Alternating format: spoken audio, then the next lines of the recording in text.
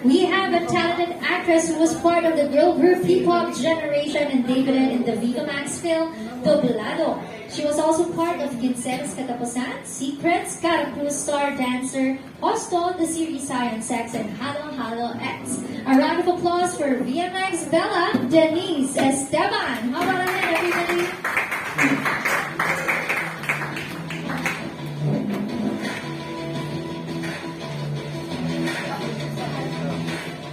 Hi, maraming salamat po sa lahat na pumunta. Pasensya na po pa ako sa kanina po sa atin.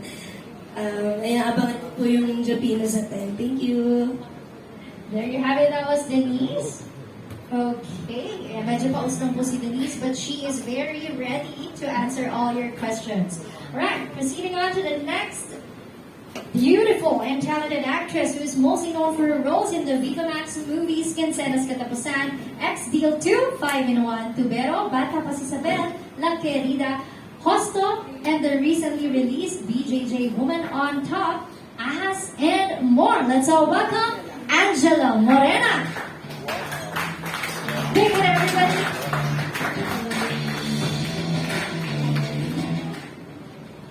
Konnichiwa sa lahat. Maraming salamat po sa time mo na pumunta dito. And abangan po natin ang Japina this coming November 10.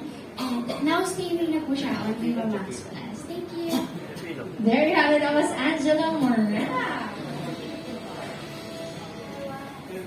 And last but definitely not the least is an award-winning actor whose well-known Max projects are One-on-One, Virgin Forest, Sisid Kaliwaan, Hosto, and the recently released Sila Ay Akin. Let's all welcome Vince Rillion.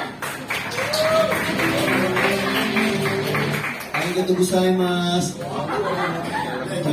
Ang isa din lahat. Maraming salamat po sa mga personal pumunta po dito.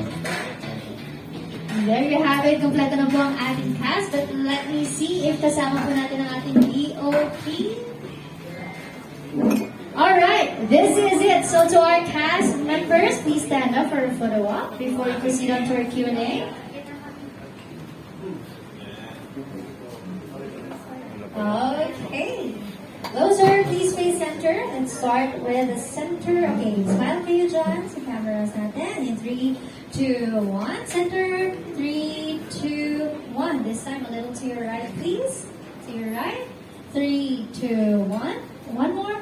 3, 2, 1. A little to your left this time. Smile. 3, 2, 1. One more. 3, 2, 1. Alright, there you have it. Thank you very much. You may now take your seats. Are you guys ready to answer the questions? Excited na? Excited na? Okay. And can we request, do you need water, Denise? Are you good? Okay. We are requesting for a glass of water for our cast members. Thank you very much. Yeah, medyo paus po sila ngayon. Okay, so moving forward to our Q&A, we have batches again to be on standby mode, so please wait for your turn. So for our first batch, please do stand by Mr. Mario Bautista of Showbiz Portal and Malaya, Ms. Astor Amoyo of PM TikTok, and inside Showbiz, Ms. Lea Salterio of ABS-CBN, Ms. Pilar Mateo of ATA, Ms. Dolly Ann Carvajal of Inquirer. Our first question will be coming from Mr. Mario Bautista of Showbiz Portal and Malaya. Hello. Congratulations sa inyo. Ang question ko is, paki-explain niyo sa amin kung ano ang roles niyo dun sa movie. At bakit Japino ang title? Hello po, thank you po sa question. From the title itself, mga Japino po kami. Ako po si Vince, si Denise, pati si Annie, mga Japanese, Pilipino po kami na nasa Japan.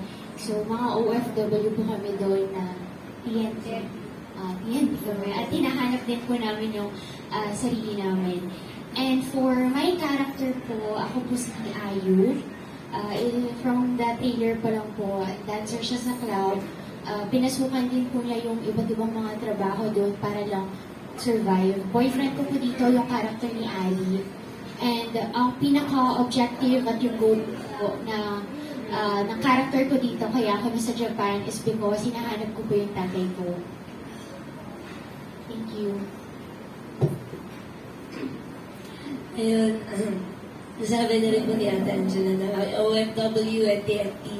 Ako po dito si Aki, boyfriend ko po dito si Vince sa movie. Ayun, parang hinahanap namin kung paano kami makatawid sa future namin, lalo na mahirap yung trabaho namin. Yun po. Medyo spoiler na yung iba. So, ikaw din yung hinahanap mo rin ng tatay mo? Hindi po. Parang nandun po ako for work talaga na hirap din kasi syempre TNT, hirap. Kaya parang ipapakita po dito yung story namin ni Vincent, story ni Ate Ange and ni Ali. So parang two different stories po. Hindi ka Japino? Hindi ka Japino? Jabin, no, hindi po ako, hindi po. Ano rin, parang OFW lang po talaga. Okay. O Vince? Yun, ako po dito si Taka, boyfriend ni ano ba naman? Aki, na ayaw ko ipalaglag yung pinagbubunis niya. Aki at Aka ang pangalan mo? Opo. Okay. Kumusta naman yung director nyo? Bago lang, di ba? How is it? First film niya was Alapaaw. So this is the second time na naka-work ko po siya as a director. And nandun yung adaptation from the direction of Direk Brillante Mendoza. And the thing that I love with Direk Fred was sobrang alalay niya sa amin, especially na nasa Sapporo, Japan po kami, sobrang lamig ng snow. May eksena ako doon na naglalakad talaga ako sa snow. Tapos, sabi niya lang, go ka lang. So may mga eksena ako with Japanese people na hindi naman kasama po sa eksena. So mga nagtataka sila, parang anong sinasabi dito? Kaya parang Japanese na, sumimasen, kung ano na, excuse me. So nakuha po yun. And it was amazing. Kasi napanood ko siya kagabi sa Viva Max Plus. At sobrang ganda po ng siya. No? Thank you so much, Direk Fred at Direk Brillante. Kahit wala sila rito. Thank you sa Third Stage Production ng Viva Max. Sabi ni Vince, ang galing mo daw pumake up ng Japanese. Ayun, nagpapasalamat po ako kasi kung hindi dahil din sa mga co-actors ko at sa production, hindi ko, ayun, si Miss Suki, yung namin, nagturo po ng Japanese language. Si Miyamoto, si Miss Miyamoto po, ayan, mga kasama po namin sa Japan. Sobrang galing nila magturo at hindi nila kayaan. So, kinuha ito simultaneously with Hosto. Ano Yes. ang kaibahan nito sa Hosto?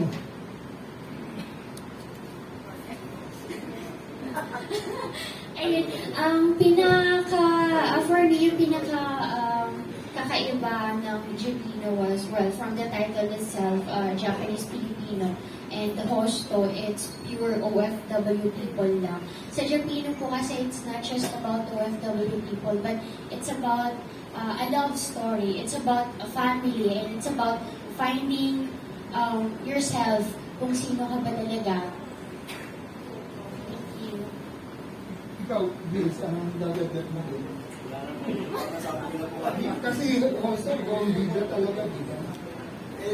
Di ko naman po, wala pa akong anak, kumbaga buntis pa lang siya, yung dinadala niya.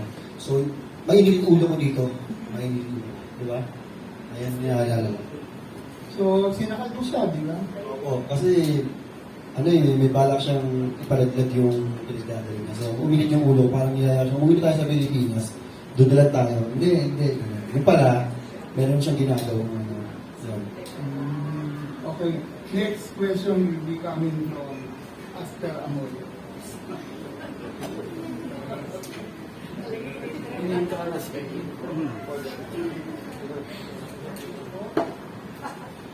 Alam mo, nainggit ako dun sa setting nyo, ha. Ang ganda-ganda. Ang ganda ng trailer.